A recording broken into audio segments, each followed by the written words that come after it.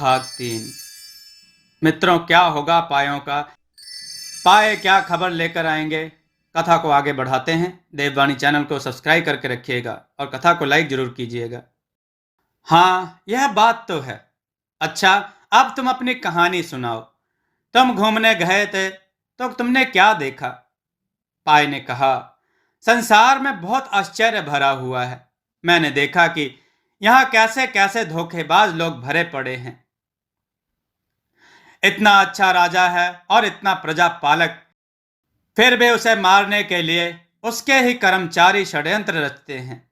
राजा ने बात सुनी तो वह बहुत जोर से चौंका कि उसे कौन मारने वाला है। फिर वह बड़ी सावधानी से पाए की बात सुनने लगा।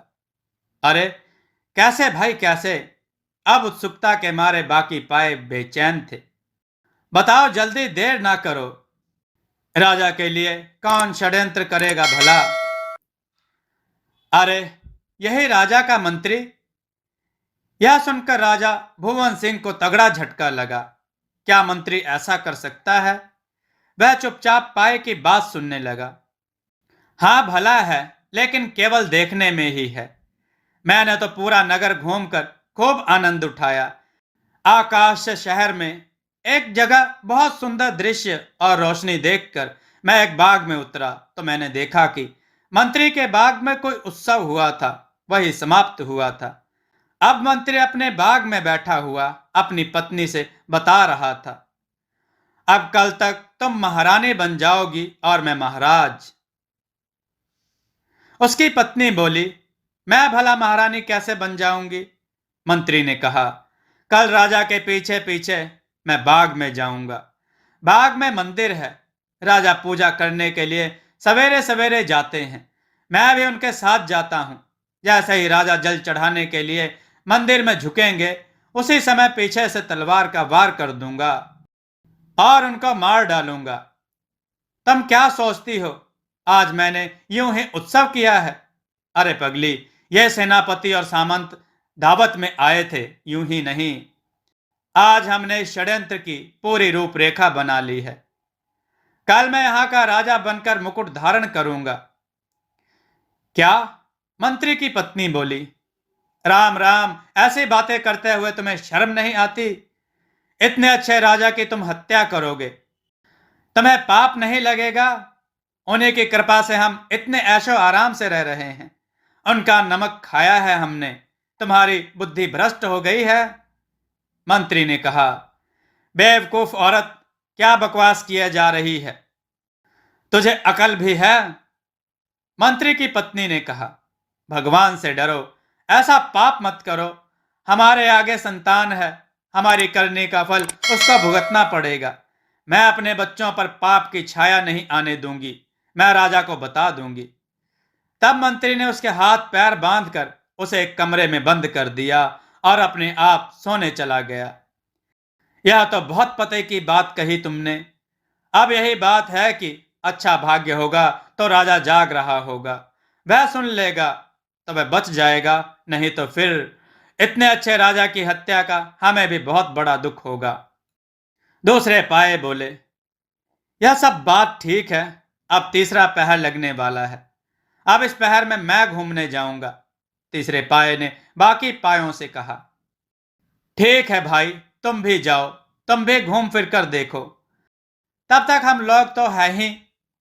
चार पाई हिली और तीसरा पाया निकला।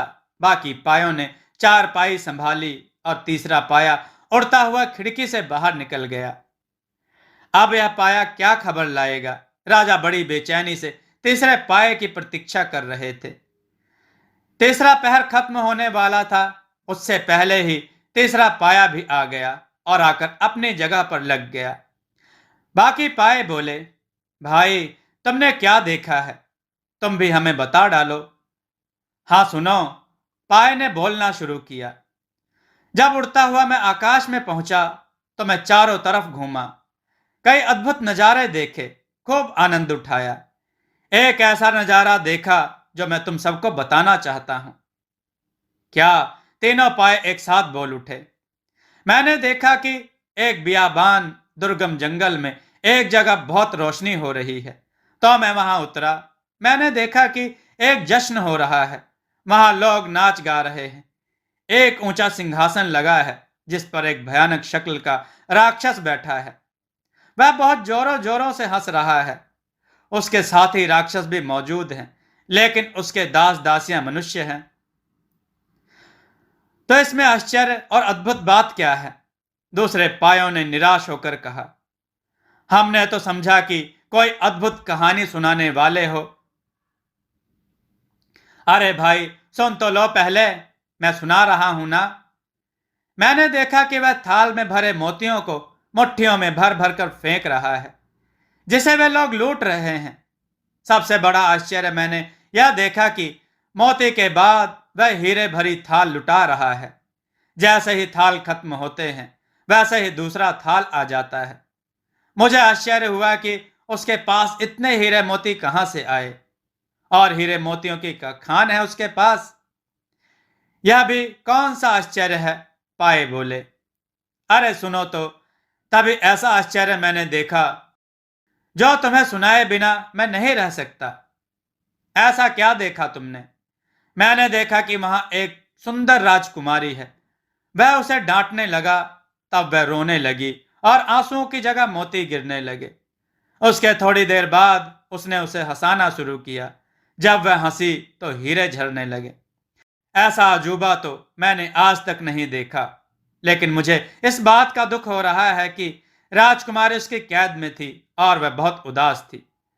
उस बेहद वन्य प्रदेश में कोई नहीं जा सकता जिसके पास जादुई चारपाई होगी, असीम ताकत का स्वामी होगा, हवा की तरह फुर्तीला होगा, अत्यधिक भार सहने वाला होगा। वह उससे पार पा सकता है। अगर राजा जाग रहा हो तो वह ऐसे लोगों को ढूंढे, ऐलान कर दे, उससे राजकुमारी को छुड़वा दे, और उसने जिन मनुष्यों को कैद किया है उनको भी छुड़वा दे। अच्छा, अब तुम्हारा पहर तो खत्म हो गया। अब चुपचाप अपनी जगह पर लग जाओ और मेरी जगह का भार संभालो। सबसे आखिरी वाले पहर में मैं भी घूम लूं, वरना मैं तो यहीं शाम से ही लगा हुआ हूं। चौथे पाए ने कहा। ठीक है भाई, तुम भी जाओ, नहीं तो व्यर्थ में ही हमें कोसोगे। तीनों पाए हंसते हुए बोले। चार पाई हिली और चौथा पाया निकलकर खिड़की से होता हुआ उड़ता हुआ चला गया। राजा शोक में डूब गया था। उसे जंगल का वह दृश्य याद आया जब वह शिकार खेलने गया था।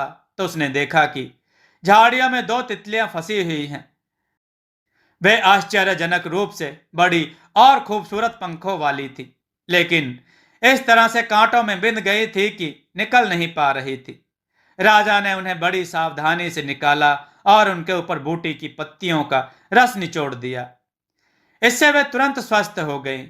एक बड़े फूल पर उनको बिठाकर सुरक्षित स्थान पर रखकर राजा वापस अपने महल की ओर चल पड़ा। तभी उसने देखा उन दोनों तितलियों ने रूप बदल लिया था और वे परियां बनकर खड़ी थी। उनमें एक परी बड़ी थी और दूसरी छोटी।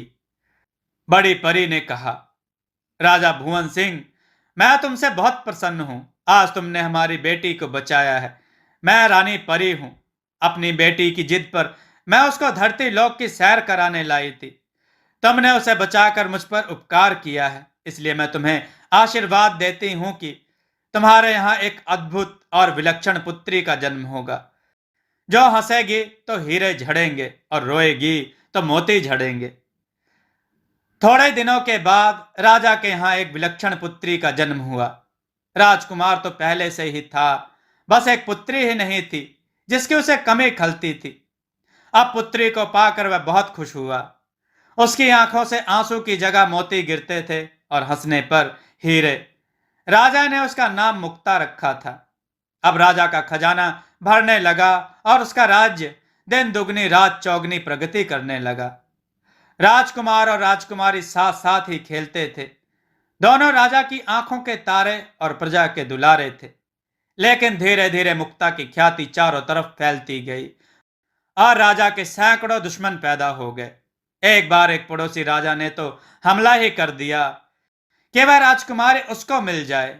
अब राजा के लिए यह वरदान अब शाप बन गया था। सभी उसका दुश्मन बन गए थे और वे राजकुमारी का अपहरण करना चाहते थे ताकि उसे प्राप्त करके वे भी धनी बन जाएं और उससे हीरे मोती प्राप्त कर सकें। अब तो राजा चाहता था कि परी रानी उसका वरदान वापस ले ले, लेकिन उसे क्या मालूम था कि वरदान वापस नहीं होता। वह भगवान से रोज प्रार्थना करता कि मेरी बेटी को सामान्य बना दो, लेकिन कुछ भी नहीं हुआ। एक दिन महल से राजकुमारी का अपहरण हो गया। वह महल के बगीचे में थी, तभी एक विचित्र शक्ल का राक्षस उड़ता हुआ आया और उसका अपहरण करके उड़कर जाने लगा। उसका भाई राजकुमार उसको बचाने के लिए पीछे पीछे गया और वह भी गायब हो गया। तब से आज तक उसका कुछ भी नहीं पता चला। राजा उन दोनों को खोकर जैसे निर्जीव ही हो गया था। तभी उसका मंत्री भी उसको मारना चाहता है, क्योंकि वह जानता है कि राजा का उत्तराधिकारी नहीं है। आज इस पाए के मुख से यह बात सुनकर उसे याद हो आई और उसे लगा कि यह उसी की बेटी होगी। वह तो उसकी उम्मीद छोड़ ही चुका था कि कभी उसकी बेटी दोबारा मिलेगी, लेकिन अब उसे आसरा हो गया था। चौथा पहर भी खत्म होने को आया था, पाँव फटने को लगी थी। तभी चौथा पाया भी आया और अपनी जगह पर लग गया। तीनों पाए बड़ी उत्सुकता से बोले, सुनाओ भाई, क्या खबर लेकर आए हो? हमने तो तुम्हारा खूब मनोरंजन किया, अब तुम ही बचे हो, तुम भी बताओ। वह कहने लगा, सबसे बड़ी खबर लाया हूं। ऐसी खबर तुम कोई भी नहीं लाए हो। कैसी खबर? अरे ध्यान से सुनो। यह जो राज्य सूना पड़ा है, इसी के बारे में लाया हूं। यहां पर एक नहीं तीन तीन राक्षसों का कब्जा है। इनके सबके काम बटे हुए हैं। इनका सरगना है एक बाबा, मतलब वह बाबा का वेश बनाए रहता है। वह इन सब बातों की जड़ है। आश्चर्य की बात है कि वह एक बालिस्त का है और 1.5 बालिस्त उसकी दाढ़ी है। यह नजरों को धोखा देने के लिए ही है। पाए ने अपना किस्सा सुनाया। अच्छा, ऐसा तो कभी नहीं देखा। यह तो हैरानी वाली बात है। तीनों पाए हैरान थे। उसके दो साथी राक्षस हैं, लेकिन उन्हें कोई ढूंढ नहीं सकता। क्यों? मैं जब उड़कर आ रहा था तो मैंने देखा कि एक शेर सुनसान नगर में घूम रहा था। वह बाबा उसी शेर के ऊपर बैठा हुआ था। यह आश्चर्य देखकर मैं उसके पीछे लग गया। मैंने देखा कि नगर में घूमकर फिर वह जंगल में गया। मेरे देखते ही देखते वह बीहड़ जंगल में एक कुएं में कूद गया। वहां भी कोई साधारण इंसान नहीं पहुंच सकता और ना ही कोई साधारण इंसान उससे लड़ सकता है। उसके लिए बड़ी ताकत और जादू चाहिए। जिसके पास जादुई चारपाई होगी वह वहां जा सकता है। थोड़ी देर बाद सभी पाए शांत पड़ गए। अब यह चारपाई सामान्य थी। चिड़िया चहकने लगी थी। राजा उठ गया। उसने उठकर स्नान किया, पूजा की थाली सजाई। तब तक मंत्री भी आ गया। मंत्री का नियम था कि रोज राजा के साथ मंदिर को जाता था। राजा ने पूजा की थाली अपने ही हाथों में ले ली और मंत्री को जल का कलश थमा दिया। मंदिर के सामने पहुंचकर राजा ने पूजा की थाली मंत्री अपने साथ चल रहे एक दास को थमाई और मंत्री से जल का कलश ले लिया। जैसे ही वह मंदिर में घुसने से पहले झुके, मंत्री ने तलवार का भरपूर वार राजा की गर्दन पर किया। बिजली की तरह तड़प कर उन्होंने अपनी जगह बदली। यह सब एक क्षण में हुआ। मंत्री का वार मंदिर के दरवाजे पर पड़ा। वार इतना जोरदार था कि दरवाजा कट गया। राजा ने मंत्री से तलवार छीन ली। मंत्री के जिस हाथ में तलवार थी, राजा ने उसी पर भरपूर वार किया। मंत्री का हाथ कटकर दूर जा गिरा। मंत्री ने राजा के पैर पकड़ लिए और अपने प्राणों की भीख मांगने लगा। राजा ने मंत्री से कहा, तूने तो मेरे प्राण ले ही लिए थे, लेकिन मैं तेरे प्राण नहीं लूंगा। राजा ने 2 बार ताली बजाई। आसपास छिपे हुए राजा के सैनिक निकल आए और उन्होंने मंत्री को पकड़ लिया और उन्हें ले जाकर कारागार में डाल दिया। राजा ने मंत्री राजा ने मंदिर में जाकर विधि विधान से पूजा की और वापस लौट कर आए।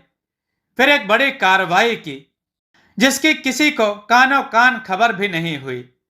मंत्री के यहां उत्सव के बहाने षड्यंत्र में जितने भी सामंतों और सेनापति ने भाग लिया था, उनके घर पर सैनिकों के दल ने जाकर उनको गिरफ्तार कर लिया और उन सबको कारागार में डाल दिया। इस तरह से एक बड़ा षड्यंत्र असफल हो गया। उनकी जगह राजा ने नए सेनापति और नए सामंतों की नियुक्ति कर दी। नया मंत्री भी बना लिया। चार पाई के पाए की बात सच निकली थी। राजा की जान बच गई। जब एक पाए की बात सच हुई तो दूसरे पाए की बात झूठ निकलने का प्रश्न ही नहीं उठता था। आज रात नागिन राजा को काटने वाली थी। राजा ने घोषणा करवा दी कि इस राज्य में जितने भी बाग बगीचे उपवन हैं और रास्ते हैं, सभी का झाड़ झंखाड़ साफ कर दिया जाए। वहां से महल की तरफ आने वाले रास्ते को साफ करके उन पर केवड़े के सुगंधित जल का छिड़काव किया जाए। किनारे किनारे दूध से भरे पात्र रख दिए जाएं, फूलों से रास्ते को सजा दिया जाए और मेरे महल के सामने बड़ा सा सुगंधित दूध का पात्र रख दिया जाए। राजा की आज्ञा का पालन हुआ। नगर में सभी रास्तों पर केवड़े से सुगंधित जल का छिड़काव किया गया। फूलों से रास्ते को सजा दिया गया और रास्ते पर थोड़ी थोड़ी दूर पर दूध के भरे हुए पात्र रखे गए। पूरा दिन बीत गया था। रात के पहले पहर में नागिन अपने बिल से निकली। बहुत दिनों से वह शोक में पड़ी हुई थी। वह कभी बाहर नहीं निकली थी। आज उसके बच्चों ने आकर उसको सूचना दी थी कि माँ आज हमें माँ आज हमने खूब दूध पिया है। जी भरकर रास्तों पर हम खेले हैं। माँ आप उस राजा को काटने मत जाना। हमने इतना अच्छा दूध पिया है कि मन खुश हो गया है। क्या बकते हो? नागिन फुफकारते हुए बोली। हम ठीक कहते हैं माँ। इतना अच्छा राजा कहीं नहीं है और आप उसे मार डालोगी। लेकिन उन्होंने तुम्हारे पिता को मारा था ना। वह गलती से हुआ था। आप भी तो मानती हैं इस बात को।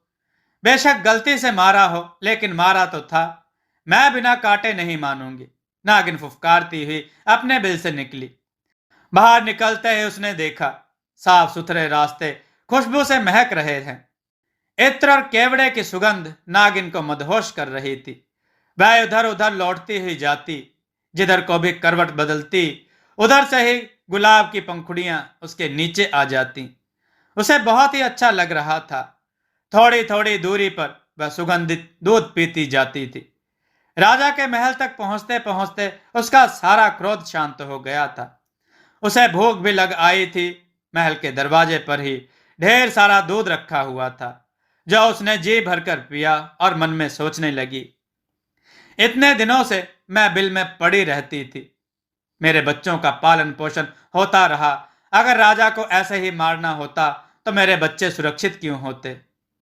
जिस राजा को मेरा इतना ख्याल है कि मैं उसे काटने आ रही हूं, तब भी उसने मेरा ऐसा स्वागत किया है, तो वह अपनी पूरी प्रजा के साथ कितना अच्छा व्यवहार करता होगा। और मैं ऐसे राजा को खत्म करने जा रही हूं।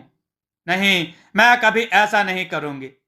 लेकिन मैं उसको देखने जाऊंगी जरूर, और मैं अपना प्रण पूरा करूंगी। उसे मैं नहीं तोड़ सकती। वह महल की ड्योढ़ी पार करके राजा के शयन कक्ष में पहुंची।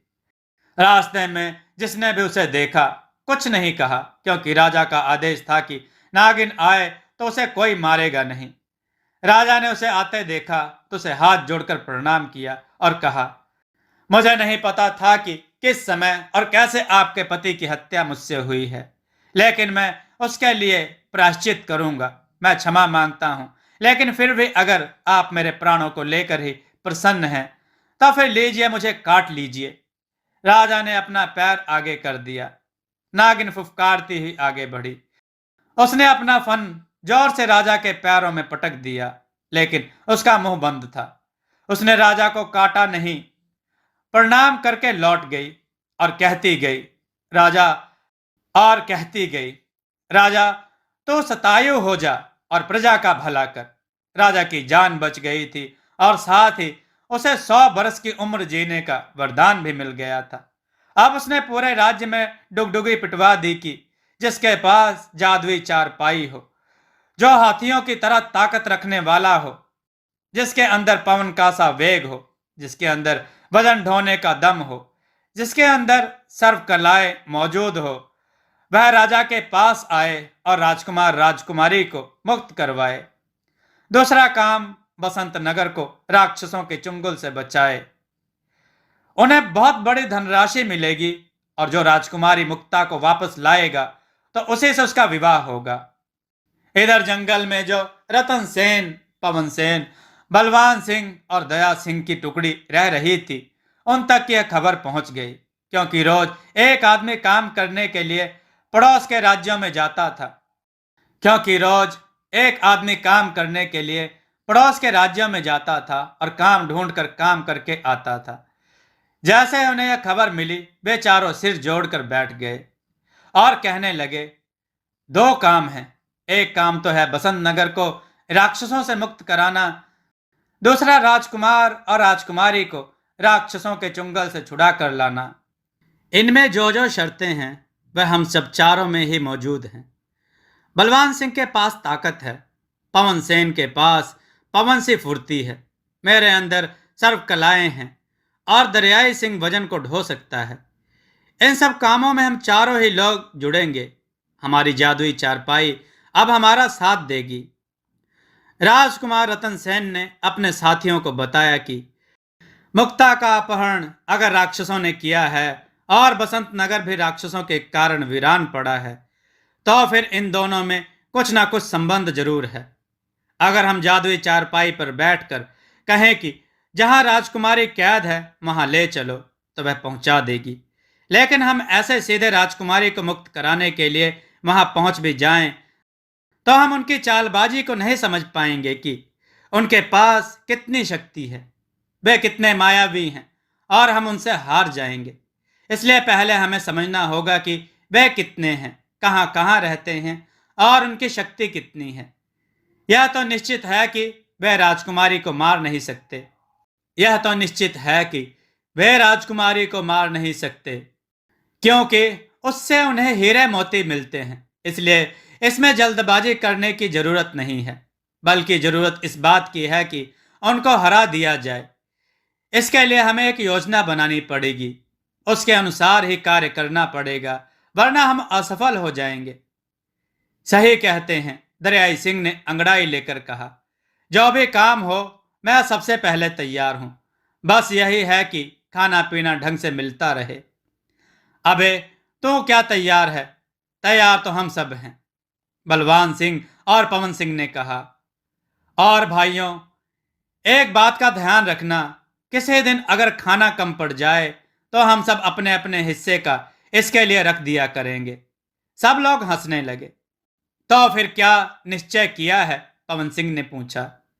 रतन सेन ने कहा कि अगर हम यहाँ रहकर राजकुमारी मुक्ता को ढूंढेंगे तो हमें कुछ भी पता नहीं चलेगा।